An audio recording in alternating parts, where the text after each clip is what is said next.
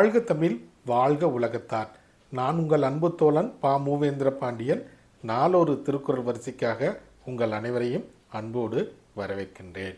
இன்றைய தினம் பொருட்பாலில் 60வது அதிகாரமாக உள்ள ஊக்கம் உடைமை என்ற அதிகார தலைப்பின் கீழ் அமையப்பெற்ற 594வது திருக்குறளை இன்று நாம் காணப்போகின்றோம். ஊக்கம் உடைமை என்பதற்கு உள்ளத்தில் ஊக்கமுடையவராக இருத்தல் என்ற பொருளில் இந்த அதிகாரத்தின் தலைப்பினை வான்புகழ் கொண்ட வள்ளுவர் வகுத்தமைத்துள்ளார். இப்பொழுது 594வது திருக்குறள் என்னவென்பதை காண்போம்.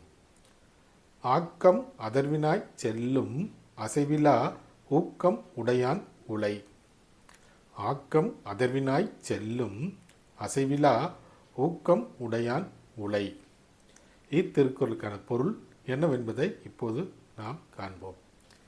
நெஞ்சத்தில் தளராத ஊக்கம் உள்ளவனிடம் செல்வம் தானாக வழிகேட்டு போய் சேரும் என்பது இத்திருக்குறளுக்கான பொருளாகும்.